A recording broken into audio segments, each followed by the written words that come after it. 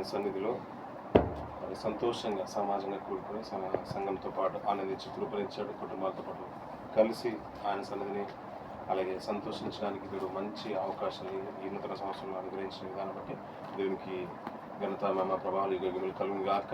శిరోషులందరికీ మరొకసారి ప్రభుత్వ శుభాలు నా తోటి సేవకులకు వందనాలు తెలుస్తాను. నూతన సంవత్సరంలో దేవుడు ఇచ్చిన అవకాశాన్ని బట్టి మరొక దినాన శుక్రవారం దినాన కొన్ని విలువైన మాటలు ధ్యానించడానికి మనం ప్రయత్నించేద్దాం. పిల్లల మనం గతించిన దినాల్లో మనం మాట్లాడుతున్న అంశాల నుంచి కొనసాగింపుగా సంఖ్యాకాండంలో నుంచి విలువైన మాటలు మనం ధ్యానం చేయడానికి మనం ప్రయత్నం చేద్దాం. గతించిన 3 వారాలుగా మనం మాట్లాడుతున్న మాటలు సంఖ్యాకాండంలో దేవుడు ఇశ్రాయేలుకి ఇచ్చిన చరిత్రలో నుంచి మరి నిర్గమకాండంలో నిర్గమం గురించి ఐగుప్తు బానిసత్వాన్ని విడిచిపెట్టడం గురించి మన మాటలు ఎక్కువగా మనం వింటూ ఉంటాం. తదనంతరము కొన్ని కాండాలు మన మోషే గారు రాసిన కాండాలు అన్నీ కూడా ఆయన చేతులతో మరి దేవుడు పరిశుధాత్మ ప్రేరేపణ దయచేసిన విధానం బట్టి ఆయన రచించిన గ్రంథాల్లో ఒకటి ఈ సంఖ్యాకాండం. దీనికి కూడా 40 సంవత్సరాల చరిత్ర ఉందనే కోణంని మనం జ్ఞాపకం చేసుకున్నాం. అంతేకాదు దీన్ని 3 భాగాలుగా మనం చేసాం.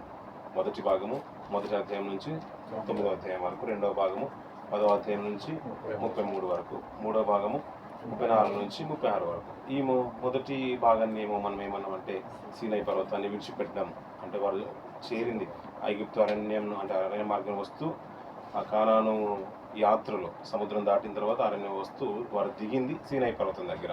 ఆ పర్వతాన్ని విడిచిపెట్టడానికి సిద్ధపడుతున్నారు. ఎందుకంటే అక్కడ ఎక్కువ కాలాన్ని గడిపారు సీనాయి పర్వతం దగ్గర. ఎందుకంటే సీనాయి కొండ ఎక్కడము, అక్కడ చాలా సంఘటనలు మనకు జరిగిన విషయాలు మనకు బాగా సుపరిచితము. అక్కడ కొంత కాలాన్ని స్పెండ్ చేస్తారు. అక్కడ నుంచి వెళ్ళడానికి సిద్ధపడుతున్నారు. ఆ సిద్ధపాటులో దేవుడు వారితో మాట్లాడిన ప్రతి మాట 1వ అధ్యాయం నుంచి 9వ అధ్యాయం వరకు మనకు ఎక్కువ కనబడుతుంటాయి. మిగతా కాండాల్లో కూడా కనబడుతూ ఉంటాయి. ఈ సంఖ్యాకాండంలో ఎక్కువగా ప్రాచుర్యంలోకి వచ్చింది ఏంటంటే వారి సంఖ్యను ఎక్కువగా సూచిస్తుంది. ఇజ్రాయేల్ సంఖ్యను సూచిస్తుంది, అలాగే లేవీల సంఖ్యను ఎక్కువగా సూచిస్తుంది. ఈ 9 అధ్యాయంలో మొదటి భాగాన్ని మనం జ్ఞాపకం చేసుకుంటాం. మొదటి భాగం అయిన తర్వాత 9, 10 నుంచి 33 ఆ గ్రంథానికి ఆ భాగానికి మనం చెప్పుకున్న మాట ఏంటంటే అది మోయాబు పర్వతం నుంచి వారు బయలుదేరడానికి సిద్ధపడుతున్నారు. ఎక్కడి వరకు అంట అక్కడ నుంచి యోర్దాను సరిహద్దుకు వెళ్ళడానికి సిద్ధపడుతున్నారు. యోర్దాను సరిహద్దు వరకు 10వ అధ్యాయం నుంచి 33 వరకు. మరి 3వ భాగంలో 34 నుంచి 36 వరకు 3వ భాగం ఏమంటే దేవుడు అంటే ఆ యోర్దాను దాటితే కానానుకు వెళ్ళిపోతారు, పాలుతున్న ప్రదేశానికి వెళ్ళిపోతారు. ఆ వెళ్ళకంటే ముందుగా దేవుడు వారికి ఇచ్చిన సూచనలు, సలహాలు, ఒక ఉద్దేశాన్ని దేవుడు వారి మధ్యలో తెలియజేస్తున్నాడు. ఈ మధ్యలో అయిన భాగాన్ని మనం 1వ అధ్యాయం నుంచి 8వ అధ్యాయం వరకు మనం గతించిన దినాలు మనం చూసుకున్నాం. 7వ అధ్యాయం చివరి వరకు వచ్చేసాం. ఇందులో ప్రాముఖ్యమైన మనకు బాగా జ్ఞాపకం వచ్చిన మాటలు ఏంటంటే ఇజ్రాయేల్ సంఖ్య గుర్తుకొచ్చింది. అది ఎంతవరకు వయసు కలిగిన వారు లెక్కింపడుతున్నారనే మాట మనం జ్ఞాపకం తీసుకున్నాం. ఇజ్రాయేల్ సంఖ్య ఎంతంటే మనకు తెలుసు 6,03,550. అలాగే అది ఎంతటి ప్రాయం అంటే 20 సంవత్సరాల ప్రాయం అని ఆ సంఖ్య మనకు ఎక్కువ గుర్తు. మళ్ళీ సుపరిచిత మాటలోనే ఏంటంటే లేవీల్ని లెక్కించలేదు. లేవీలు లెక్కింపబడినప్పుడు అంట వారు మొదటి నెల మొదలుకొని లెక్కింపబడారంట. వారు లెక్కింపబడినప్పుడు ఎన్ని వేలు అన్నారు? 22,000 ఒక లెక్క చెప్పేశారు. అలా లెక్కించిన వారి ప్రత్యేకమైన స్థానము లేవీలకు మనం చూస్తున్నాం. మనం గతించిన 7 అధ్యాయాల వరకు ఆ మాటలు మనం ఎక్కువగా జ్ఞాపకం చేసుకున్నాం.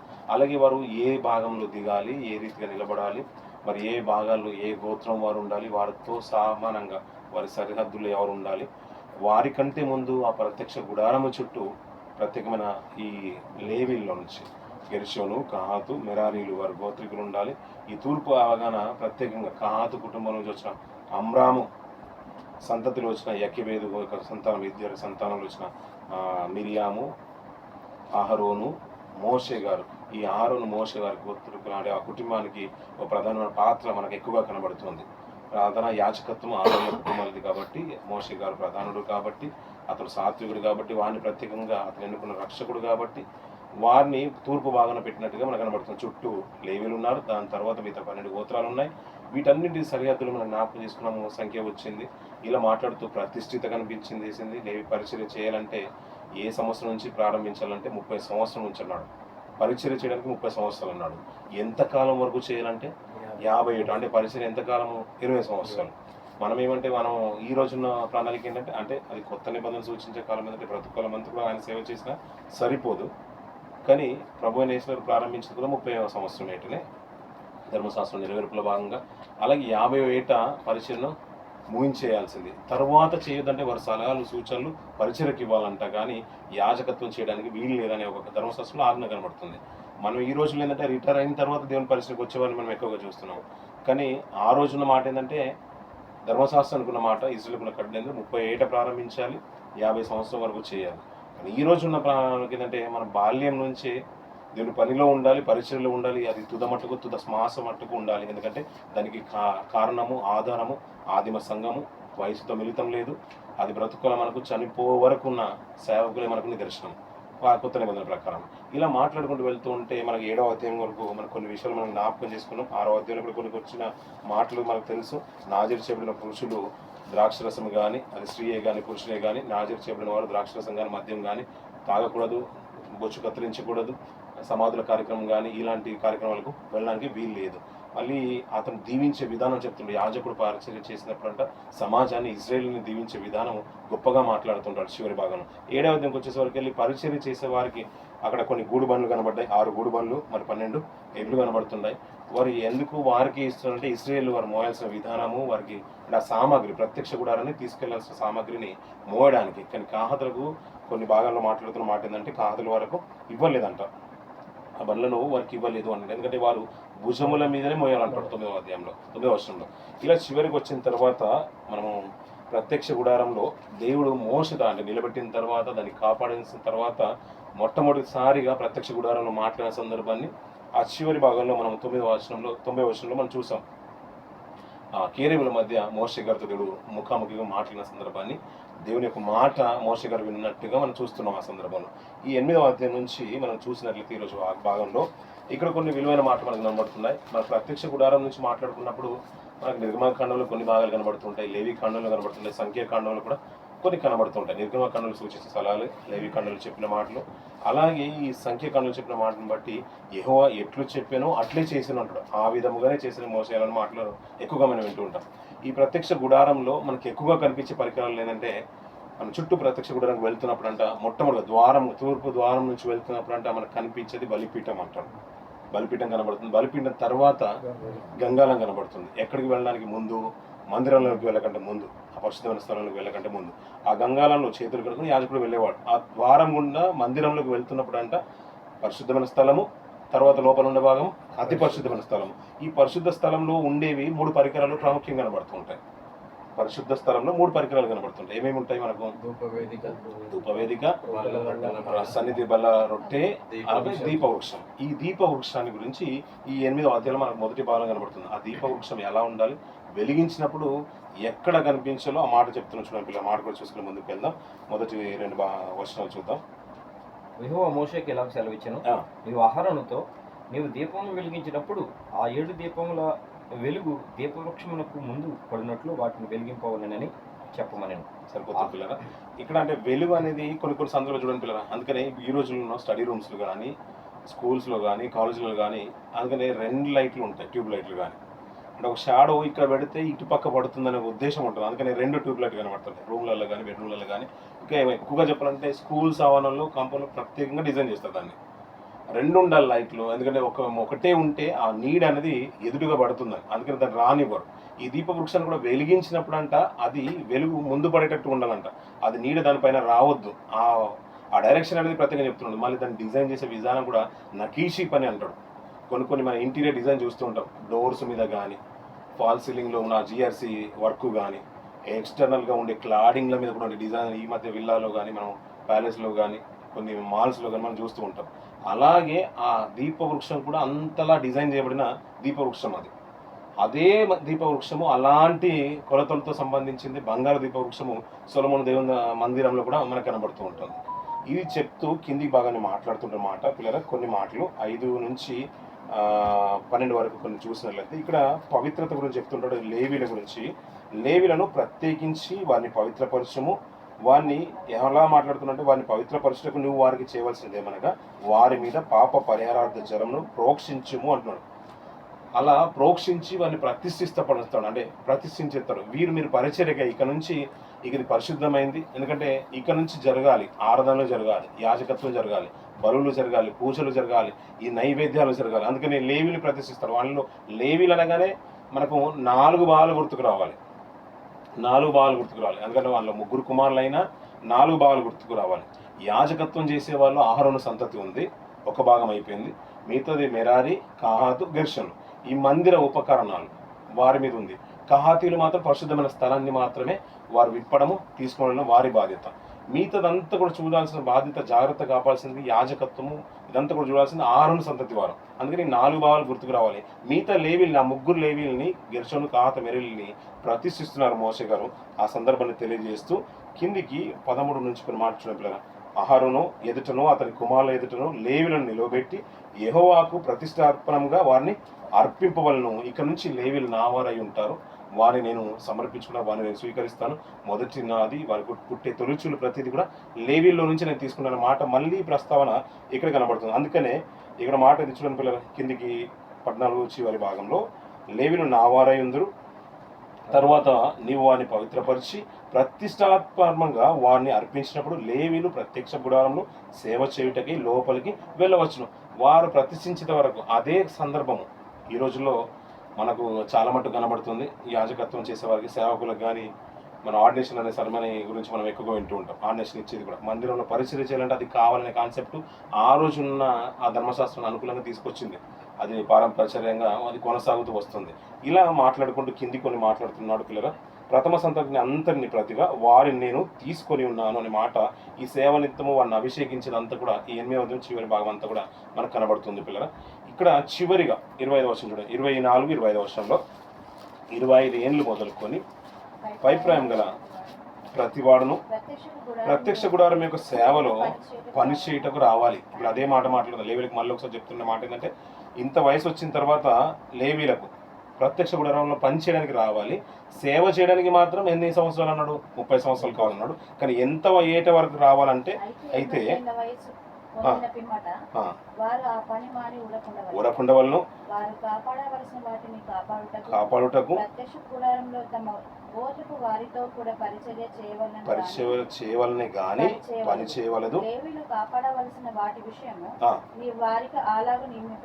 సరిపోతుంది పిల్లరా. ఈ సందర్భాన్ని మనం 8వ అధ్యాయంలో మనం చూస్తూ ఉన్నాం. 8వ అధ్యాయంలో కనిపించిందంటే ఆ దీప వృక్షాన్ని ఎలా వెలిగించాలి, ఏ డైరెక్షన్లో పెట్టాలనే మాటలు అక్కడ కనబడుతుంటాయి. చివరిగా లేవీల్ని ప్రతిష్ఠించేది కనబడుతుంది. ఎవరు ముందుకు ప్రతిష్ఠించాలని? అహరోను కుమారుల ఎదుట వారిని ప్రతిష్ఠించి సేవకు సమర్పించాలి. వారికి వయసు నిర్ణయించినట్టుగా 8వ అధ్యాయం కనబడుతుంది. 9వ అధ్యాయంకి వచ్చిన తర్వాత ఈ మొదటి భాగంలో చివరి అధ్యాయం. ఇక్కడ పస్కా పండుగను ఆచరించే విధానాన్ని తెలియజేస్తారు. ఈ పస్కా పండుగను ఇక్కడ ఆచరిస్తారు. వారు అక్కడ నుంచి బయలుదేరిన తర్వాత, ఇక్కడ నుంచి వచ్చిన తర్వాత పస్కా పండుగను వారు ఆచరిస్తారు. ఇజ్రాయేల్ పస్కా పండుగను ఆచరించే విధము ఇక్కడ మనం చూడగలం. అందులో కొంతమంది పస్కా పండుగను ఆచరించరు. వాళ్ళు ఏమంటారంటే ప్రయాణంలో ఉన్నప్పుడు, ఇప్పుడు కూడా ఈ మధ్య కాలంలో అంటే కొన్ని మనము ఈ ఇస్లాం కంట్రీలో ఉన్నాం కాబట్టి కొన్ని ఎక్కువగా మనకు తారసపడుతూ ఉంటాయి. మనం అప్పుడప్పుడు మనం చూస్తూ ఉంటాం. మన జర్నీలో ఉన్నప్పుడు కానీ, మన కొలీగ్స్ కానీ, మన స్టాఫ్ కానీ, వారు ట్రావెలింగ్లో ఉన్నప్పుడు అంటే వీళ్ళు ప్రేయర్ కూడా నమాజ్ కూడా చేయరు కొన్నిసార్లు. అంటే వాళ్ళకి ప్రయాణంలో ఉన్నప్పుడు అంటే నమాజ్ చేయకపోయినా పర్లేదట, అన్నీ కలిపి ఎప్పుడైతే అవకాశం ఉంటుందో అన్ని కలిపి ఒకేసారి ప్రార్థన చేసేస్తారు. ఈ మధ్యాహ్నం కలిగి ప్రార్థనలు, ఉదయకాల ప్రార్థనలు కానీ, సాయంకాల ప్రార్థనలు కానీ ఒకేసారి రాత్రి చేయొచ్చు, సాయంత్రమే చేయొచ్చు, ఎప్పుడు అవకాశం ఉన్నప్పుడు చేయొచ్చు. వాళ్ళకి అలా ఎక్స్క్యూజ్ అనేది ఉందంట ప్రయాణంలో ఉన్నప్పుడు. అందుకనే ఈ పస్కాను ఆచరించలేని వారు కొంతమంది ఉంటారు. అలాగే శవను ముట్టిన వారు కొంతమంది మనకు 9వ అధ్యాయంలో కనబడుతుంటారు. ఆ మాట కూడా చూడండి పిల్లలు. ఆ పస్కాను ఆచరిస్తారు. 9వ అధ్యాయము 5-6 వర్షం చూడండి పిల్లలు. యెహోవా చేసిరి ముట్టుట వల్ల సరిపోతుంది పిల్లరా. అలాగే ఆ వారి గురించి చెప్తూ కొన్ని మాటలు 10వ వచనంలో చూడండి పిల్లరా. అది మోషే గారి దగ్గరికి తీసుకొస్తున్నారు. అప్పుడు తీసుకొచ్చినప్పుడు యెహోవా వారితో మాట్లాడుతున్న మాటలు 9వ అధ్యాయం 10వ వచనం. మీలో గాని మీ వంశంలో గాని శవమును ముట్టుట వలన అపవిత్రుడైనను దూర ప్రయాణము చేయుచుండినను ఆ మాట చూడండి పిల్లలు. అది ఖండితంగా చెప్పేసానండి. అలాంటి ఆస్కారం వచ్చింది అనుకోండి, కాలక్రమాన్ని ఏమైపోతుందంటే ఇజ్రాయెల్లో ఈ ఎక్కువగా అంటే ఈ మనకు వాళ్ళు ఏంటంటే అవకాశాలు తీసుకుంటారు. మేము ప్రయాణంలో ఉన్నాం కదా, అరణ్య మార్గంలో ఉన్నాం కదా, అందుకనే ఈ పస్కాను మేము ఆచరించమనే ధోరణి వస్తుంది. కాబట్టి అది ప్రయాణమైన ఎలాంటి స్థితి అయినా కానీ కంపల్సరీగా పస్కాను మాత్రం ఆచరించాలి. ఆ విధానం మనకు బాగా తెలుసు. నిర్గమకాండంలో మనం చూస్తూ ఉంటాం. చేదు కూరలతోనే తినాలి, ఉడికింది తినకూడదు, ఉడకందై ఉండాలి, మళ్ళీ దాంట్లో ఆయిల్ ఏమో యాడ్ చేయొద్దు, అది చేదై ఉండాలి. రొట్టెలు మళ్ళీ ఎలాంటివి అంట రొట్టెలు ఎలాంటివి కావాలి మనకు? పొంగని రొట్టెలు. పొంగిందంటే మనకి ఇష్టం, అది పూరీలైనా చపాతీలైనా పొంగిందే ఇష్టం మనకు. అలాగే విధానం ఏంటంటే అది చేదు కూరలతో ఉండాలి. అది విధానం కష్టమైంది కాబట్టి మేము ప్రయాణంలో ఉన్నాము, శవాన్ని ముట్టేసాము, ఈ టైంలో మేము ఎందుకు చేయాలని ఒక ధోరణి ఆ సందర్భాన్ని తీసుకుని వచ్చినప్పుడు, అది మోషే గారు యెహోవా దగ్గరికి తీసుకున్నప్పుడు యెహోవా చెప్తున్న మాట వారు ప్రయాణమైన శవాన్ని ముట్టిన పస్కా మంత్రం ఆచరించాల్సిందే చెప్తాడు.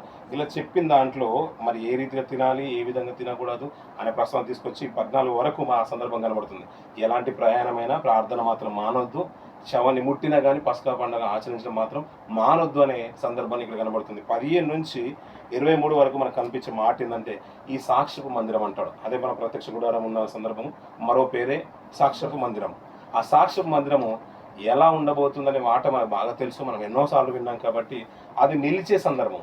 వారికి ప్రయాణ పద్ధతి, ఇజ్రాయేల్ ప్రయాణ పద్ధతి, దేవుడు వారితో మాట్లాడే విధానము, ఎక్కడ ప్రత్యక్ష గుడారం ఉండాలి, సాక్షి మందిరం ఎక్కడ ఉండాలి, ఎన్ని రోజులు ఉండాలనే మాటకు దానికి ఆధారమైన మాటలు ఈ 15వ వచనం నుంచి 23 వరకు కనబడుతుంటాయి. అక్కడ మాట చూడండి పిల్లలు, కొన్ని మాటలు మనం చూసినట్లయితే మనకు ఆస్కారం ఉన్న మాటలు, అవసరమైన మాటలు. వారు మందిరం నిలబెట్టి మేఘం సాక్ష్యపు గుడారములోని మందిరమును కమ్మెను. సాయంకాలం మొదలుకొని ఉదయం వరకు అగ్ని వంటి ఆకారము మందిరం మీద ఉండేను. ఈ మాట చూడండి పిల్లరా, మేఘము అక్కడ కమ్మిందంట. మేఘము ఆ సాక్ష్యము గుడారంలో మందిరంను కమ్మేసింది. మేఘం కమ్మిన తర్వాత మనకు అప్పుడప్పుడు కనిపించే మాట ఏంటంటే మేఘం ఉంటే అగ్ని ఉండదనే మాట మనకు గుర్తుకొస్తుంది. మనం ఎప్పుడు ఎక్కువ మాట్లాడుతున్న మాట ఏంటంటే పాటల్లో కానీ మన ప్రార్థనలో కానీ మనం అప్పుడప్పుడు విన్న మాట ఏంటంటే పగలు మేఘస్తంభము, రాత్రి అగ్నిస్తంభం. అంటే ఇది వేరు వేరు కోణంలోనే తారసపడుతుంది. అప్పుడే మనకి దాని ఇంట్రడక్షన్ మనకు కనబడుతుంది. కాబట్టి మాటల బట్టి ఉద్దేశం బట్టి మనం ఏమనుకున్నాం అంటే పగలు ఎక్కువ ఎండ ఉంటుంది కాబట్టి మేఘస్తంభం ఉండేది, రాత్రి చీకటి ఉంటుంది కాబట్టి అగ్నిస్తంభం ఉంది అనే పాటను బట్టి మనం తీసుకున్న నిర్ణయం ఏంటంటే, మనం ఆలోచించే విధానం మనకు అర్థమైన మాట ఏంటంటే పగలు మనకు అగ్నిస్తంభం కనిపించదని, రాత్రి మేఘస్తంభం కనిపించదని. కానీ మేఘస్తంభం అలాగే నిల్చుంటుందంట. ప్రత్యక్ష గుడారం మీద, సాక్షి మందిరం మీద మేఘం అలాగే నిల్చుంటుంది. ఆ మేఘం నిలిచిన సందర్భంలో అగ్నిస్తంభం అట పైగా మొదలుకొని ఉదయం వరకు అగ్ని వంటి ఆకారము మందిరం మీద నుండెను. నిత్యము అలాగే జరిగెను. మేఘము మందిరమును కమ్మెను. రాత్రి యందు అగ్ని వంటి ఆకారము కనబడెను. ఆ మేఘము గుడారము మీద నుండి పైకెత్తబడినప్పుడు ఇశ్రాయేలు ప్రయాణమై సాగిరి. సరిపోతుంది. అక్కడ చూడండి పిల్లలు, అంటే మేఘం అనేది 24 hours దాని మీదే ఉంటుంది. మనం ఒకవేళ వెలుగు కావాలనుకున్నప్పుడు అగ్నిస్తంభము రాత్రి సాయంకాలం మొదలుకొని ఉదయం వరకు అగ్నిస్తంభము కనిపించేది. ఆ మేఘము మాత్రము ఎన్ని రోజులు అక్కడ ఉంటుందో వారి సాక్షి మందిరం అలాగే ఉంటుంది. ఒకవేళ మేఘం కదిలిందా, ఎత్తబడిందా పైకి, వీరు ఆ మందిరాన్ని విప్పాల్సిందే. మిగతా గోత్రాల వారు, ఆ 12 గోత్రాల వారు వారి గుడారాలు విప్పుకోవాలి, వారి సామాగ్రిని ప్యాక్ చేసుకోవాలి. మిగతా ఈ 3 గోత్రాలు, ఈ లేవీలు, మెరారీలు, కహాతీలు, గిర్షనీలు, వీరు ఆ గుడారము చుట్టూ ఉన్న ఆ కాంపౌండ్ వాల్, ప్రాకారం అన్నాం, ఎన్ని స్తంభాలు, దానికి తాళ్ళు, వస్త్ర తోళ్ళు, ఇవన్నీ కూడా 3 గోత్రికులు విప్పాలి. మందిరం మాత్రం కహాతీలు మాత్రం విప్పాలి. ఈ విప్పి ఆహారాలను కట్టిస్తే వీరు భుజాల మీద మోయాలి. మిగతా వారు మాత్రము గూడు బండ్లు, 6 గూడు బళ్ళలో దాని సామాగ్రి మోసేవాళ్ళు. అందుకని కొన్ని భుజాల మీద మోయాల్సిన భారం ఉంది. అందుకని గూడు బండ్లు ఎందుకు ఇచ్చినట్టే అవి కర్రలు, తాళ్ళు, ప్రాకారం చుట్టూ ఉండే హెవీ మెటీరియల్ కాబట్టి, బలిపీఠం ఇవంతా కూడా సామాగ్రి పెద్దది కాబట్టి గూడు బండ్లు వారికి బహుకరించారు, మోసగా ఇచ్చారు. మిగతా వారికి కాంతిలకి ఇవ్వలేదు, ఎందుకంటే వారి భుజాల మీదే మోయాలి కాబట్టి. దీనికి సూచన ఏంటంటే మేఘము దాని మీదనే నిలుస్తుంది. నిలిచినంత కాలం వారు అక్కడే ఉండాలి, అది ఎన్ని సంవత్సరాలు అయినా కానీ. అలా కానీ దేవుని యొక్క ప్రణాళికలో సంవత్సరాల ఉద్దేశమే రాలేదు పిల్లరా. కొన్ని దినాల ప్రణాళికతోనే ఇక్కడ అర్థమవుతుంది. మనకు ముందుకెళ్తున్న 2-3 అధ్యాయంలో ఎన్ని సంవత్సరాలు పట్టింది, ఎందుకు పట్టిందో కూడా దేవుడు ఆ రీజన్ కూడా చెప్తూ ఉంటాడు. ఇలా వెళ్తున్నప్పుడు ఈ 9వ అధ్యాయంలో మనకు ఈ ప్రత్యక్ష గుడారం మీద ఆ మేఘము ఎంతకాలం ఉంది, అది వారి ప్రయాణ పద్ధతి కూడా అదే అనే మాట చివరిగా మనకు కనబడుతుంది. అలాగే 10వ అధ్యాయంకి వచ్చిన తర్వాత 10వ అధ్యాయం నుంచి 33 వరకు మన 2వ భాగంలో వీరు ఇక్కడ నుంచి మోయాబు సరిహద్దు వరకు, మోయాబు పరిసర ప్రాంతాల వరకు చేరుకుంటారు. దాన్ని దాటితే ఇంక కనిపించేది ఏది, కానాను, అంటే యోర్దాను సరిహద్దు, మోయాబు పరిసర దేశాలకు మనకు గతించిన జ్ఞాపకం వాటిలో నుంచి మ్యాప్ కూడా మనం చూసాం. మోయాబు వరకు వెళ్ళాం. మోయాబు తర్వాత కనిపించేది పాలు తెనలు ప్రయాణించే దేశం యెరూషలేం కనబడుతుంది. వీరు యోర్దాను సరిహద్దు వరకు వెళ్తారు. ఈ ప్రయాణమే 10వ అధ్యాయం నుంచి 33 వరకు కనబడుతుంది. ఈ రెండో భాగంలో మొదటి అధ్యాయంలో కనిపించే మాటలు ఏంటంటే, ఇక్కడ చూడ పిల్లలు మొదటి వచనము, యెహోవా మోషేకి ఇలాగ సెలవిచ్చెను, నీవు రెండు బూరలు చేయించు, నగిషీ పనిగా వాటిని చేయించవలెను, నకీషి పనిగా వాటిని చేయింపవలను, అవి సమాజమును పిలుచుటకును పిలుచుటకును శానలను తల్లించుటకును నీకుండవలెను. ఊదువారు వాటిని ఊదినప్పుడు సమాజం ప్రత్యక్ష గుడారం యొక్క ద్వారం ఎదుట నీ యొద్ద కూడి రావలెను. వారు ఒకటే ఊదిన ఎడల ఇశ్రాయేలు సమూహములకు ముఖ్యులైన ప్రధానుని యొద్ద కూడి రావలెను. సరిపోతుంది పిల్లలు. ఇక్కడ ఏంటంటే ఆ బూరల మన మాట ఎక్కువగా వింటూ ఉంటాం. ఆ ప్రకటన గ్రంథంలో మనం జ్ఞాపకం చేసుకున్నాం. ఈ ప్రస్తావన ఇక్కడ నుంచి ప్రారంభమవుతుంది. బూరలు అనే కాన్సెప్ట్ కొత్తగా చేయించు. నకీషి పరాన ప్రతిసారి ఏంటంటే ఆర్కిటెక్చరల్ డిజైన్స్ అనేది గుర్తుకు రావాలి.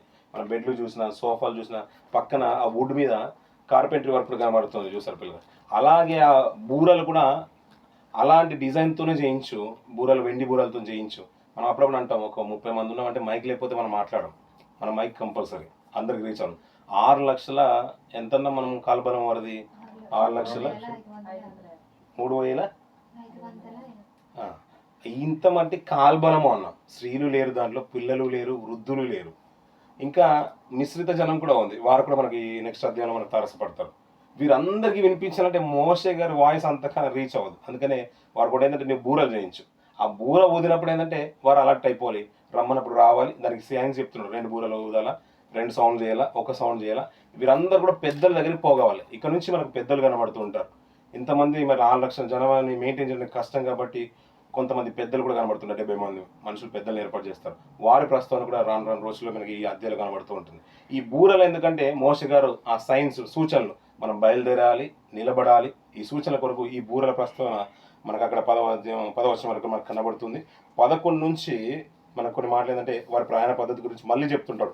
ఎప్పుడు బయలుదేరుతుందో చెప్తున్నాడు. 2వ సంవత్సరము 2వ నెల 20వ తేదీన అంటాడు.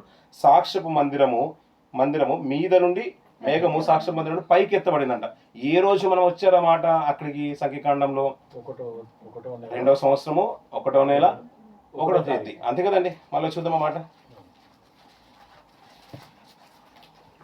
2వ సంవత్సరము 2వ నెల 1వ తేదీ అంటున్నాడు. 2వ సంవత్సరము 2వ నెల 1వ తేదీ. ఇప్పుడు బయలుదేరే సందర్భం చూడండి. ఆ మేఘము సాక్ష్య మందిరం నుంచి పైకి ఎత్తబడిందంట. ఏ సంవత్సరం అంటున్నాడు? 2వ సంవత్సరము 2వ నెల. ఇప్పుడు 20వ తేదీన ఎన్ని రోజులు అయింది అన్నట్టు? 25 ఇంచుమించు, అంతే కదా కాలం పట్టింది. అంటే ఈ 20 రోజులకే వారు ఏం కట్టేశారు? సాక్ష్య మందిరం కట్టేశారు, ప్రాకారం వచ్చేసింది, వారి టెంట్లు అన్నీ కూడా అక్కడ అయిపోయినాయి, హాల్ట్ అంతా కూడా సెట్ అయిపోయింది. వారు అన్నీ కూడా మన గుడారాలు అన్నీ కూడా మళ్ళీ 25 రోజులకి తీసి మళ్ళీ ప్యాక్ చేసుకోవాల్సిన పరిస్థితి వచ్చింది. ఎందుకంటే మేఘము ఈ సాక్ష్య మందిరం పైనుంచి ఎత్తబడింది. వీరు ప్రయాణ పద్ధతి గురించి చెప్తూ వాళ్ళు వెళ్తున్నారు. చూడండి పిల్లలు, పైకి ఎత్తబడింది గనుక ఇశ్రాయేలు సీనాయి అరణ్యంలో నుండి ప్రయాణములు చేయసాగిరి. ఎక్కడికి కూడా వెళ్తారంటే మోయాబు సరిహద్దు వరకు వెళ్తారు పిల్లలు. మోయాబు పరిసర ప్రాంతం దాటి వెళ్తారు, యోర్దాను సరిహద్దు వరకు వెళ్తారు. దాటడానికి వరకు ఇక్కడ నుంచి ప్రయాణమై వెళ్ళిపోతారు. ఈ పరిసర ప్రాంతాల గురించి చెప్తూ తర్వాత ఆ మేఘము పారాను అరణ్యంలో నిలిచెను అంటాడు. యెహోవా మోషే చేత పలికించిన మాటను బట్టి వారు మొదట ప్రయాణము చేసిరి. అంటే ఎక్కడ నిలుస్తుందో అక్కడి వరకు వెళ్ళాల్సిందే. వారికి రాత్రి అయితే అగ్నిస్తంభం వచ్చేది, పగలు రాత్రి కూడా ఏముండేది?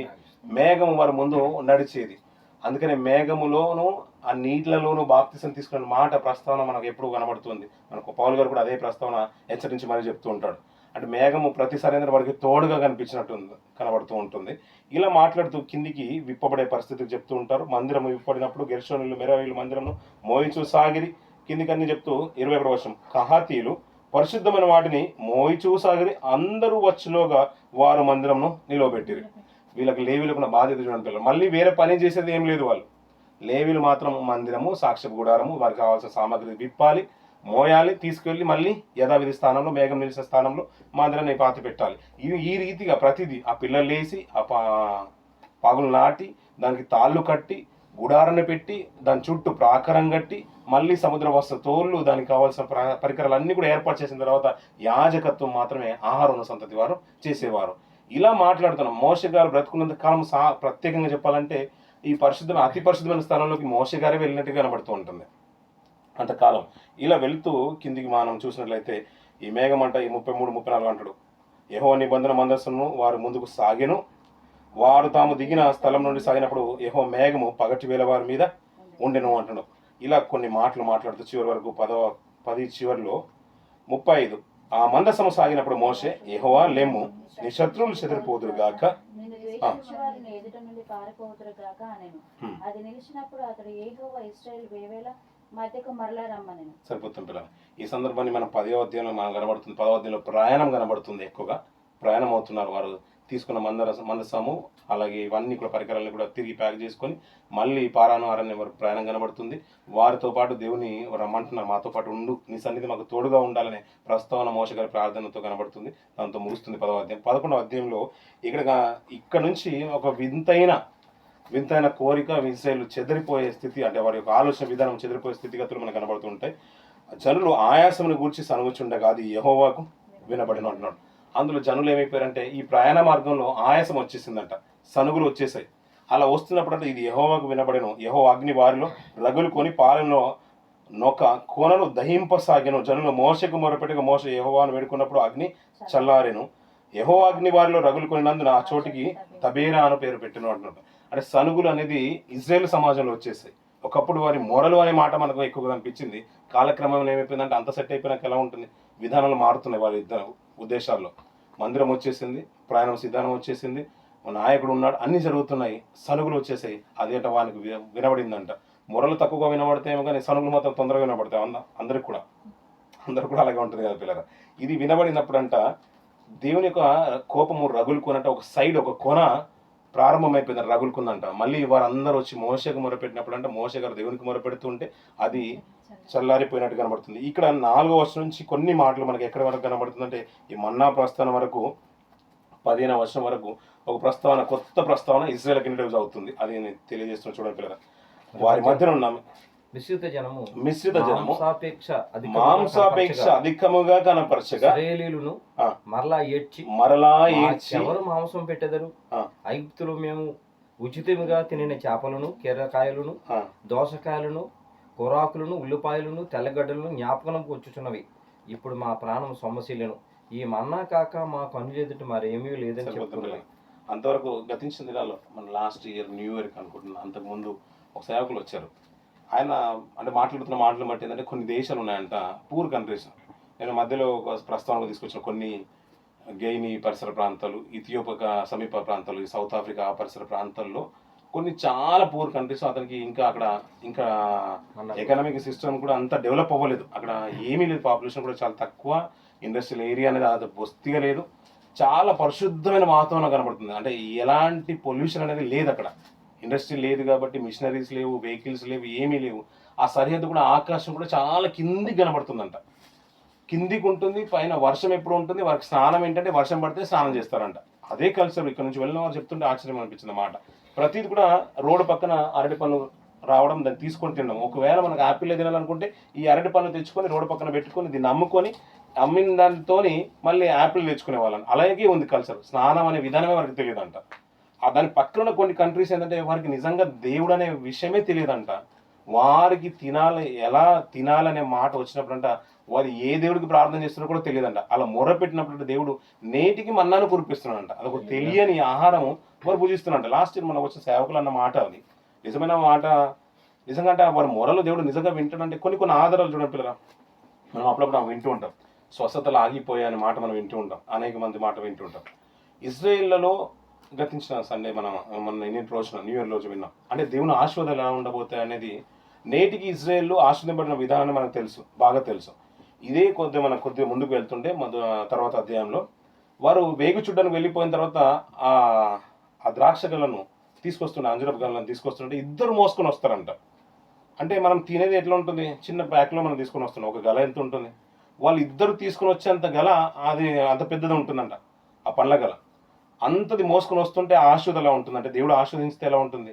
కొన్ని ఏంటంటే కొన్ని ఇజ్రాయేల్ పాత నిబంధన కాలం ముగిసే వరకు ధర్మశాస్త్రం ముగిసే వరకు ఆయా ప్రాంతాల్లో ప్రవక్తలు వారిని లేపినట్టుగా, చనిపోయిన వారిని లేపినట్టుగా, స్వస్థత జరిగించినట్టుగా, దేవుని వాక్కు వచ్చినట్టుగా మనం చూస్తాం. కొంతకాలానికి ఏమీ లేవన్నారు. 400 సంవత్సరాలు దేవుడు ఏం మాట్లాడలేదు. తర్వాత మాట్లాడింది ఏమంటే వాక్కు ద్వారా గాబ్రియల్ దూత వచ్చి మాట్లాడింది ఎవరైనా అంటే యోహాను గారు మాత్రం. అంటే యోహాను గారు పుట్టకన్నా ముందు జకర్యాతో మాట్లాడింది యోహాను గారి తర్వాత. ఆ జకర్యా వచ్చి అంటే యోహాను వచ్చే వరకు ఇంకా సుపరిచిత మాట అంటలేదు. జకర్యాతో మాట్లాడము అదే బాగా. తర్వాత మాట్లాడింది ఎవరితో, మరియమ్మ గారితో దర్శనంలో యోసేపు గారితోని గోళ్ళతోని ఇదే వాక్కు. అంతవరకు 400 సంవత్సరాలు ఏమీ లేదు, కానీ అద్భుతాలు మాత్రం ఇజ్రాయేలులో నిలిచిపోలేదు. దానికి నిదర్శనమే ప్రభు అయిన యేసు వచ్చే వరకు బెతస్తే కోనేరు అనే ప్రాంతం మనకు బాగా తెలుసు. ఆయన వచ్చే వరకు అక్కడ ఏమవుతున్నట్టు అద్భుతాలు జరుగుతూనే ఉన్నాయంట. అక్కడ కొన్ని ఇంచుమించు కొన్ని ఏళ్ళుగా 38 ఏళ్ళు అనుకుంటున్నాను ప్రభు అయిన యేసు వచ్చే పరిచయం ప్రారంభించింది 37 అయితే ఆయన వచ్చే వరకు కూడా ఆయన అక్కడే ఉన్నాడంటే ఆయన కొన్ని ఏళ్ళ నుంచి నిరీక్షిస్తున్నాడు. కానీ అక్కడ ఎవరు ముందుగా దిగుతారో వారు స్వస్థపరచబడినట్లు ఆధారాలు ప్రభువు చెప్తున్న మాట కదా. ఆ సందర్భం మనకు బాగా తెలుసు. అంటే 400 సంవత్సరాలు మాట్లాడకపోయినా ఆ కోనేటి దగ్గర ఎవరు దిగుతున్నారు, వారు ఏమవుతున్నారు, స్వస్థతను పొందుకుంటున్నారు. ప్రభు వచ్చినప్పుడు కూడా అక్కడ జరుగుతున్నాయి, కానీ తనకంటే ముందుగా ఎవరో వెళ్ళి స్వస్థతను నొందుకుంటున్నారు. ఆ నోచుకోవడానికి అతనికి ఆస్కారం లేదు. అంటే ఎందుకంటే గుడ్డివాడు భిక్షగాడు, అతనికి స్వస్థత అనేది లేదు. తను కుంటివాడు కాబట్టి వెళ్ళే లోపే ఎవరో వెళ్ళి మొదటిగా స్వస్థతను పొందుకున్న దేవదూత వచ్చి ఆ నీటిని కదిలింపబడము, స్వస్థత జరగడం అనేది అక్కడ చూస్తున్నాం. అందుకనే దానికి కృపగల ఇల్లు అంటాడు. ఎవరు వెళ్ళినా కానీ స్వస్థతను అందుకున్నారు. మొట్టమొదటి ఎవరు దిగుతారో వారే స్వస్థతను అందుకున్నారు. అంటే అది ఎప్పుడంటే పాత నిబంధన కాలంలో ప్రారంభమైన, కొత్త నిబంధన కాలంలో ప్రభు వచ్చి వెళ్ళి వరకు కూడా అది ఉంది. ఇంకా కోనేటు నేటికి ఉందంట. నేటికి ఇజ్రాయెల్ పరిసర ప్రాంతంలో ఉంది. నీళ్ళు అప్పుడప్పుడు ఉంటున్నాయి, కొన్ని సందర్భాల్లో ఉండట్లేదు. కానీ దానికంటూ విశిష్టమైన స్థానం అంటే ప్రభు వచ్చే వరకు ఉంది. కానీ కోనేటికే కాదు ప్రాధాన్యత, దానికంటే గొప్పడు. అదే మాట మాట్లాడుతూ దేవాలయం కంటే గొప్పవాడు ఇక్కడ మీ మధ్య ఉన్నాడనే మాట ప్రభువుని గురించి చెప్తూ ఉంటాడు. అంటే ప్రాధాన్యత స్థలాలకి కాదు, ప్రభువుకి ఎక్కువ ఉంటుందనే మాట ప్రస్తావన తీసుకురావడానికి ప్రభు ఆ మాట మాట్లాడుతూ ఉంటాడు. ఇలాగే కొన్ని ప్రాంతాల్లో మన్నాని నేటికి పొందుకుంటున్న ప్రస్తావన మనకు కనబడుతూ ఉంటుంది. నేటికి అంట ఆయన చిత్తమైతే జరగందంటే ఏముంది. కొన్ని మిరాకిల్స్ మనకు అద్భుతంగా ఆశ్చర్యంగా అనిపిస్తుంటాయి, నమ్మడానికి కూడా సఖ్యం కాదు. అలాంటివి జరుగుతూ ఉన్న తరుణంలో వీరు మన్నాను తిని వస్తున్నారంట. ఈ మన్నానే విసిగెత్తిపోయారంట. మన్నా అనేది మాట మనము మామూలుగా మనకి ఏమన్నట్టు తెలుసు. మన్నా అంటే కొత్తిమీర గింజలాగా ఉన్నదంటే మన్నా అంటే ఇప్పుడు మనం ఒక ఐడియా ఉన్నది కదా, సగ్గు బియ్యం టైప్ అంట. కానీ అదంట పిల్లరా దాంతో పాటంట పూరేళ్ళని కురిపించిందంట. ఇప్పుడు వీళ్ళు మాడుతుంటారు కదా, వీళ్ళు బాధపడుతున్న మాటను బట్టి వీరు ఏడుస్తుంటారు. మిశ్రిత జనం అన్నాడు. అంటే ఇజ్రాయేల్తో పాటు ఎవరు ఉన్నారు ఇప్పుడు?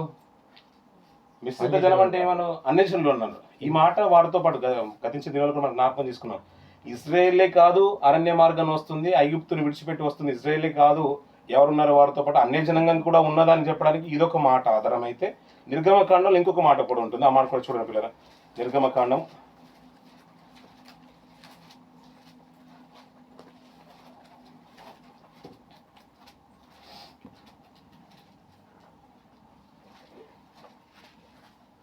16వ అధ్యాయం. అలాగే సాగించాలి.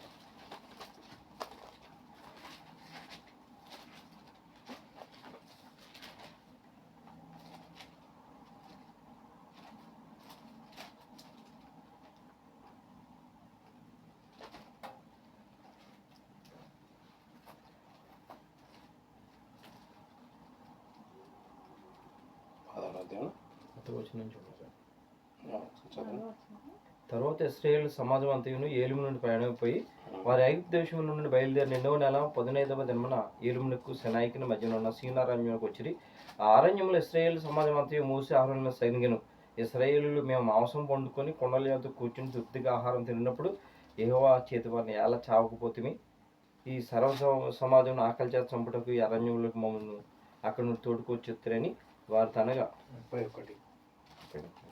16 యెహోవా మోషేకు ఆజ్ఞాపించినట్లు ఉంచబడుటకు సాక్ష్యపు మందసం ఎదుట అహరోను దాన్ని పెట్టాను. ఇశ్రాయేలీయులు నివసింపవలసిన దేశంలోకి తాము వచ్చి 40 ఏండ్లు మన్నానే తెరుచుండి వారి కనాన దేశం సరిపోతుంది. నేను ఇంకో ప్రస్తావన అక్కడ మాట మాట్లాడుకోవడం అన్ని కూడా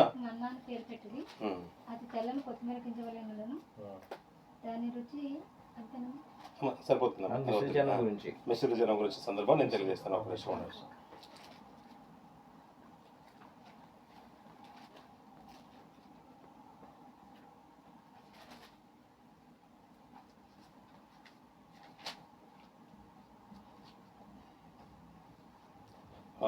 నిర్గమకాండము 12వ అధ్యాయం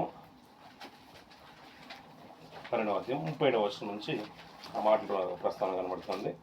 నిర్గమకాండము 12వ అధ్యాయము అప్పుడు ఇశ్రాయేలీయులు రామసేతు నుండి సుక్కోతుకు రామసేతు నుండి సుక్కోతుకు ప్రయాణం వారి పిల్లలు కాక పిల్లలు కాక 6,00,000 బలము 6,00,000 అనేకులైన అన్యజనుల సమూహము, అనేకులైన అన్యజనుల సమూహమును, ఎద్దులు మొదలైన పశువులు గొప్ప మందయును వారితో కూడా బయలుదేరారు. సరిపోతుంది పిల్లలు. అంటే ఓన్లీ ఇజ్రాయేలే కాదు, అనేకులైన అన్యజనులు అన్నారు. అంటే అన్యజనులు అంటే ఇజ్రాయేలుతో సహపరులు కానివారు, వారితో పాటు అంటే అనేకులైన ప్రస్తావన అంటే కేవలం ఒక జాతికి చెందిన వారే కాదు.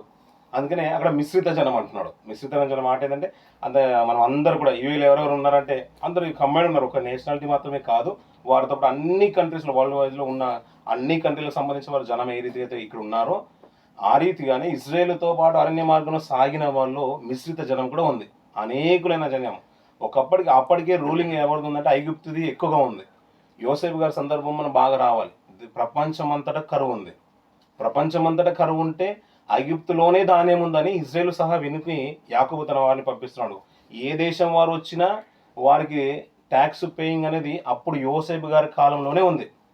దానికి ఒక ట్యాక్స్ అంటూ తీసుకొని, అంటే దీన్ని ఇంత ఇస్తే మీ దగ్గర ఉన్న తీసుకొని రావాలి, చేబదులుగా ఇచ్చేవాడు. తర్వాత తరం ఏంటంటే తర్వాత కాలంకి వచ్చిన తర్వాత నేను ఇంది ఇస్తాను, దాంట్లో నేను కొంత కట్ చేసుకొని ఇస్తాను, ఎందుకంటే తర్వాత మాకు కూడా సేవింగ్ కావాలనే ఉద్దేశంతో వ్యాట్ అనేది ఈ మధ్య కాలంలో మనం చూస్తున్నాం కొన్ని సంవత్సరాలుగా.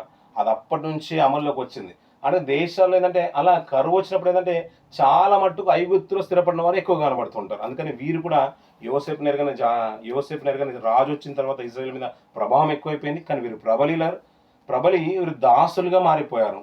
అనేకుల్ని దాసులుగా చేసుకొని ఐగుప్తు రాజైన ఫరో ఏలుతున్నాడు. కాబట్టి ఈ మిశ్రిత జనాంగం కూడా అక్కడ ఎక్కువగా కనబడుతున్నారు. కానీ ఎప్పుడైతే విడుదల వచ్చిందో వారితో పాటు మిశ్రిత జనం అనేది ప్రయాణం అయిపోయారు.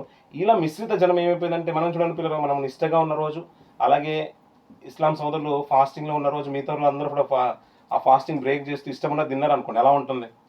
అలాగే మనం రోజా అన్నట్టుగా మనం 40 రోజులు ఫాస్టింగ్ ఉండి 47 రోజులు ఫాస్టింగ్ ఉన్న లెంట్ డేస్లో మిగతా వాళ్ళు తింటే ఎలాగైతే ఫీల్ ఉంటుందో వీళ్ళు కూడా ఏంటంటే ఆ మన్నాను తిని ఒక శాకాహారమే తింటున్న ఫీలింగ్లోకి వచ్చేసారు. అది ప్యూర్ వెజిటబుల్ ఫుడ్ లాగా ఉంది. అది చిన్న చిన్న గొంతు అలా ఇందాక అన్నారు కదా, అలాంటి గింజలు లాంటిది భోజనం కాబట్టి వాళ్ళకి తృప్తి అనేది ఇవ్వట్లేదు. వాళ్ళు మాంసం తింటున్నారు కాబట్టి వారి కీరలు ఇవన్నీ కూడా గుర్తుకొచ్చి ఏడుస్తున్నారంట. అప్పుడప్పుడు చిన్న పిల్లలు ఏడ్చింది గుర్తుకొస్తుంది, మనల్ని కూడా ఏడుస్తారు. ఈ ప్రతిసారి వెజిటేబుల్ ఏందన్నట్టుగా అయ్యగారు అనేవాళ్ళు ఉంటే చికెన్ ఉండాలి, మళ్ళీ సాంబార్ ఉండాలి, అప్పడం ఉండాలి, వైట్ రైస్ ఉండాలి, ఇవన్నీ ప్రస్తుతం తీసుకొచ్చారు. అది ఉంటేనే విందు అనేవాళ్ళు. అలా ఇజ్రాయేల్లో కూడా ఈ ప్రబలిపోయినప్పుడు తట్టుకోలేక ఏడుస్తుంటేనంట పిల్లల. ఆ సందర్భాన్ని అద్భుతంగా రాశారు మోసే గారు. మార్చుకునే పిల్లల ముగిసిద్దాం మీద 11వ అధ్యాయం. వారి మధ్యనున్న మిశ్రిత జనము మాంసాపేక్ష అధికముగా కనపరచగా ఇశ్రాయేలులను మరలా ఏడ్చి మాకెవరు మాంసం పెట్టెదరు, ఐగుప్తులో మేము ఉచితంగా తినిన చేపలను, కీరకాయలను, దోసకాయలను, ఉల్లిపాయలను, తెల్లగడ్డలను జ్ఞాపకముకు వచ్చుచున్నవి. ఇప్పుడు మా ప్రాణము సొమ్మశీలను, ఈ మన్నా కాక మా కన్నులు ఎదుట మరేమీ లేదని చెప్పుకున్నది. సరిపోతుంది కదా. ఇలా 8 నుంచి కింది భాగం చదువుతూ, జనులు తిరుగుచు దాన్ని గూర్చుకొని తిరుగుట విసిరి లేక రోట దంచి పెనం మీద కాల్చి రొట్టెలు చేసిరి. అది చూడండి పిల్లలు, దానికి తట్టుకోలేకపోతున్నారు. ఎలాగైనా ఒక వింతైన ఆహారం కావాలన్నట్టు మనం కూడా చూడండి పిల్లలు. ఒకప్పుడు మటన్ మామూలుగా అనుకుని తినేవాళ్ళం, చికెన్ మామూలుగా అనుకుని తినేవాళ్ళం. ఇప్పుడు ఏం చేస్తాం, బంగాళంలాగా ప్రతి దాంట్లో బంగాళదుంపలు ఆలు వేసేస్తాము. చేపలు కావాలి, మళ్ళీ చేపలలో ములక్కాయలు కావాలి, మటన్లో ములక్కాయలు కావాలి, వంకాయల్లో ములక్కాయలు కావాలి, ఎండు చేపలు, ఇలా ఏ రీతిగా అయితే ఉందో వాళ్ళు ఒక కొత్త విధానాన్ని ప్రయత్నం చేస్తున్నంట. కాల్చి రొట్టెలు చేసి అది తట్టుకోవట్లేదు, నోరి నేలక రుచి మరిగింది అన్న మాటలు వింటూ ఉంటాం కదా. ఇలా అయిపోయి వాళ్ళు కూడా తట్టుకోలేక ఇవన్నీ గుర్తుకొచ్చేసారంట. రాత్రి అందు మంచు పాలెం మీద కురిసినప్పుడు అంట చూడపిల్ల ఆ మన్నా దాని వెంటనే పడెను. దేందో అంటున్నాడు, రొట్టెలు మన్నా వెంట పడెను. జనులు తమ తమ కుటుంబంలో ఎవడి గురాప ద్వారాన వారు ఏడవగా మోషే వినను అంటున్న పిల్లల. భోజనం కొరకు ఏడుస్తున్న సందర్భాలు అరణ్య మార్గం కనబడుతుంటే నిజంగా చాలా విసిగెత్తిపోయి మాట్లాడుతున్న మాట దేవుడు మోషే గారికి మాట్లాడుతున్నాడు. కోపము బహుగా రగులుకొనెను, వారు ఏడ్చుట మోషే దృష్టికి చెడ్డదిగా ఉండేను అంటున్నాడు. మోషే దృష్టికే చెడ్డగా ఉంటే దేవుని దృష్టికి ఎలా ఉంటుంది? అరణ్య మార్గంలో ఆలోచించడం పిల్లల. ఇంచుమించు 2 సంవత్సరాలు వారి ప్రయాణం, 2 సంవత్సరాలు. 2 సంవత్సరాల్లో ఇంతగా విసిగెత్తిపోయి వారు ఏడుస్తుంటేనంట దేవుడు తట్టుకోగలుగుతాడు. ఇంకా వాళ్ళ ముందు జరిగిన అద్భుతాలు మామూలు విషయాలు కాదు. ఐగుప్తులు తెగులు గొప్పవి, వీరినే కాపాడి వారి భాగాన్ని కాల్చేయడము, వారి భాగాన్ని నష్టపరచడము, పంట నష్టపోవడము, నీళ్లు ఎరుపు రంగు మారడము, ఇవన్నీ ఒక ఎత్తు అయితే అరణ్య మార్గం కంటే ముందు ఎర్ర సముద్రం పాయలనేది మహా అద్భుతం. అది కని విన్నది కానే కాదు. అందుకనే రహాబు అనే మాట కూడా మాట్లాడుతుంది, మా గుండెలు రగులు కొని అంటాడు ఆ మాట విన్నప్పుడు. అంటే తనలోనే చలనం ఉన్నప్పుడు ఇజ్రాయెల్ ఇంకెంత చలనం ఉండాలి అంటే అంత గొప్ప కార్యం చేసిన దేవుడు ఈ కార్యం చేయలేని ఒక విశ్వాసం అనేది ఇజ్రాయెల్లో ఉండాలి. కానీ వీరు ఏడుస్తున్నప్పుడు అంటే దేవుని కోపం రగులుకునే ఆ మార్చిన పిల్లలు కాగా, మోషే యెహోవాతో ఇట్లనను, నీవేళ నీ సేవకుని బాధించితివి, నా మీద నీ కటాక్షం రానిక ఈ జనులందరి భారం నా మీద పెట్టనేలా నేనే ఈ సర్వజనమును గర్భంన ధరించుతున్నా. ఈ మాట చూడండి, ఈ ప్రస్తావన మనకు పరమ గీతంలో కూడా గుర్తుకొస్తుంది, ప్రకటన గ్రంథంలో కూడా కనిపిస్తుంది. ఒక జనములో ఒక గర్భమున ఒక జనము కనెనా అనే మాట వస్తుంది. ఈ మాటను కోట్ చేస్తూ అక్కడ ప్రస్తావన వస్తుంది. అందుకనే సూర్యుని ధరించిన స్త్రీ సందర్భంలో కూడా ఒక మాట ఉంటుంది, ఒకే జనములను ఒక గర్భమున ఒకే కానుపున ఒక జనము కన్నా. అంటే ఇది దేవుని గురించిన మాట. దేవుడు ఆ జనంగా ఆ రీతి ఏర్పాటు చేసుకుని కన్న విధానం ఇది. అందరినీ నువ్వే కదా కన్నది, నా మీద పెట్టేసి నాకు భారం తీసుకొచ్చిన సందర్భం అవసరం ఏముంది అని మోషే గారు మాట్లాడుతున్న మాటను బట్టి, నేనే వీరిని కంటినా పాలిచ్చి పెంచడు తండ్రి పసిపిల్లను మోయినట్లు నేను వీరి తండ్రులకు ప్రమాణపూర్వకంగా ఇచ్చిన దేశంలో వీరిని నీరమున ఎత్తుకొని పొమ్మని నాతో చెప్పుచున్నావు. ఈ సమస్త ప్రజలకు ఇచ్చటకు మాంసం నాకు ఎక్కడిది, వారు నన్ను చూచి ఏడ్చుచు తినుటకు నాకు మాంసం ఏమని అడుగుతున్నారు. ఈ సమస్త ప్రజలను ఒంటిగా మోయ నా వలన కాదు, అది నేను భరింపలేని భారము. నీవు నాకిట్లు చేయదలసిన ఎడల నన్ను చంపుము, నా మీద కటాక్షం వచ్చిన ఎడల నేను నా బాధను చూడకున్నట్లు నన్ను చంపుము. ఈ ప్రస్తావన చూడండి పిల్లల, ఇదే మాట ఎందుకు ప్రస్తావన చూడని అంటే ఈ సందర్భమే మోషే నువ్వు నా ప్రజలకు నీళ్ళు ఇవ్వమని ఆ బండతో మాట్లాడమన్నప్పుడు, ద్రోహులారా ఈ బండలో నుంచి మీకు నీళ్లు రప్పించవలన అని నేను నీకు నీళ్లు రప్పించిన మాట మోషే గారే ఇనిషియేటివ్ తీసుకొని ఆ ద్రోహులనే మాట మాట్లాడుతూ నేను మీకు రప్పించవలన మాట మోషే గారు మాట్లాడతారు. అందుకనే కాని మాట పలికెను అని కీర్తనకారుడు కూడా మాట్లాడతాడు. మోషే బండను కొట్టడం వల్ల రాలేదు అతని మీదకి శిక్ష, కాని మాట అనే ప్రస్తావన కీర్తనకారుడు మాట్లాడుతున్నాడు. అంటే పలికిన మాటలో పొరపాటు వచ్చింది. అందుకని ఇక్కడ ఏమంటున్నాడు, ఈ జనమంతా కూడా నీది కదా, నేనేమైనా వీళ్ళని కన్నానా? నా చేతిలో భుజాల మీద మోపి నేను వీళ్ళని మోసుకొని పోవడానికి నువ్వు కదా కన్నది, నువ్వు కదా వారిని తోడుకొని వెళ్ళు అంది, నువ్వే కదా అనిపించింది, వీళ్ళకి నువ్వే ఆహారం ఇవ్వు, వారు నా దగ్గరికి వచ్చి ఏడవడం నేను తట్టుకోలేనని మాట మోషే గారు మాట్లాడుతున్నాడు. ఇక్కడ దేవుడి మీద ఆధారపడ్డట్టు కనబడుతుంది. ఆ బండలో నీళ్ళు ఇచ్చిన సందర్భంలో మాత్రం నేను నీకు నీళ్ళు ఇవ్వగలనా, నేను మీకు నీళ్లు రప్పింపగలనా, ద్రోహులారా అనే ప్రస్తావన అక్కడ కనబడుతుంది. రెండు సందర్భాల్లో మోషే గారు తీసుకున్న నిర్ణయాల్లో ఇదొకటి చాలా తక్కువగా అనిపించింది. ఇది బండ దగ్గర నీళ్లతో మాట్లాడుతూ బండను కొట్టిన సందర్భంలో, ద్రోహులారా నేను మీ కొరకు నీళ్లు రప్పించాను. అందుకనే తన ప్రభావము తన ఘనతను దేవుడు వేరే వారికి ఇచ్చేవాడు కాడు. తన ఆధిక్యతను తగ్గించుకోవడానికి మోసే ప్రయత్నం చేసిన సందర్భం అక్కడ కాని మాట పలికిన దాన్ని బట్టి కానను చూడకుండా అక్కడ నిలిచిపోయిన సందర్భం మోసే గారి జీవితంలో కనబడుతూ ఉంటుంది. ఇక్కడ మాట మోసే గారు పలికిన మాటలు చూడండి, నా మీద కటాక్షం నీ కటాక్షం వచ్చిన ఎడల నేను నా బాధను చూడకున్నట్టు నన్ను చంపుము అంటున్నాడు. మోషే గారు రెండు ప్రస్తావనలు మాట్లాడుతుంటాడు.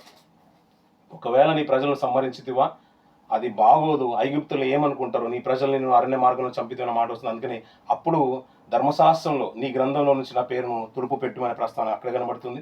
ఇక్కడ మాంసం కొరకు వీళ్ళు ఏడ్చినప్పుడు ఈ సందర్భంలో కూడా నన్ను చంపుమనే మాట మోషే గారు పలుకుతున్న మాట ఇక్కడ కనబడుతుంది. చివరికి అక్కడ ఏం జరిగిందో మనకు బాగా తెలుసు పిల్లరా.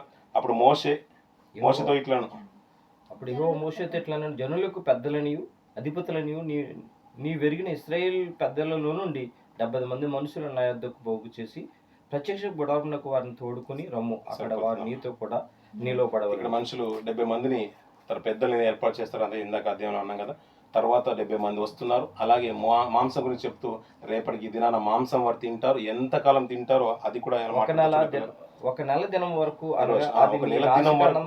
వచ్చి మీకు అసహ్యం పుట్టు వరకు నాసిక రంధ్రంలో నుండి వచ్చి మీకు అసహ్యం పుట్టు వరకు దాన్ని తిందురు అంటారు పిల్లలు. నెల రోజులు కంటిన్యూగా ఏం పంపిస్తాడు దేవుడు? పూరేళ్ళని పంపిస్తాడు. అది చాలా మంచి ఫుడ్ అంట పిల్లలు, చాలా మంచి ఫుడ్ అంట, హైజీనిక్ ఫుడ్ అంట. అది చిన్న మనం కౌజు పిట్ట తినే వాళ్ళు అంటారు చూసారు పిల్లలు, అలాంటి మాంసం అంటది పూరేలను. అలాంటి మంచి ఫుడ్ ఆ రోజు పుట్టింది. ఎన్ని రోజులు తిన్నారంటే నాసిక రంధ్రంలో మాంసం యొక్క వాసన అనేది ఇలా వచ్చే వరకు నెల రోజులు కంటిన్యూ తిన్నారంట. రంజాన్లో కదా మనం అందరు కంటిన్యూ మనలో ఇస్లాం సహోదరులు తింటారు చూసారు పిల్లలు, కంటిన్యూ ప్రతిరోజు మాంసం పెట్టినా మాంసం తింటారు. అది అసహ్యం వచ్చేసి మళ్ళీ పండుగ రోజు మామూలుగా పప్పు అన్నమే తినేస్తారు. అలాగే వీరు కంటిన్యూ తిని చాలా మంది మాంసం విషయంలో విసిగి అందులో చాలా మట్టుకు నష్టపోయిన వారు కూడా ఇందులో కనబడుతూ ఉంటారు పిల్లలు. ఈ భాగంలో మనకు కనిపించే మాట ఏంటంటే వారు కోరుకున్నప్పుడు మాంసం ఇచ్చిన సందర్భం కనబడుతుంది. వారు ఏడుపులు ఫుడ్ కొరకు మనం ఏడ్చిన సందర్భము, వారిని చూస్తూ మిశ్రిత జనాన్ని చూస్తూ వీరు చెడిపోయిన సందర్భం ఇజ్రాయేల్లో కనబడుతుంది. వారిని బట్టి దేవుడు మోషే గారు ఏడ్చినాడు, నన్ను చంపు, ఒకవేళ వీరి బాధ నేను చూడలేకపోతున్నాను, లేని పక్షంలో వారికి ఇవ్వనట్టుగా ప్రార్థన చేశాడు. వారి కొరకు ఇంచుమించు నెల రోజులు ఆ పూరెలను దయచేశాడు. ఆ మాంసము ఇష్టానుసరంగా తినేశారు. అది కంపు కొట్టే వరకు తినే సందర్భం ఈ అధ్యాయంలో కనబడుతూ ఉంటుంది. నిజంగా చెప్పాలంటే పిల్లలు, ప్రతి మాట పాత నిబంధన గ్రంథంలో అది నిజంగా ఒక్కొక్క అధ్యాయంలో చాలా విషయాలు మనకు అర్థమవుతున్నాయి. మనం పైన చదువుకుంటే ఒక మెసేజ్లో వచ్చినప్పుడు పైన కొన్ని మాటలు మనం ధర్మశాస్త్రం గురించి మాట్లాడినప్పుడు, జీవగ్రంథంలో పేరు గురించి వచ్చినప్పుడు ఆ మోషే గారు మనకు జీవగ్రంథంలో పేరు తుడుపు పెట్టిన మాట, ఆ మాట జ్ఞాపకం చేసుకుంటాం. మిగతా సందర్భాన్ని మర్చిపోతూ ఉంటాం. ఆ ప్రస్థానం మనం తీసుకోము.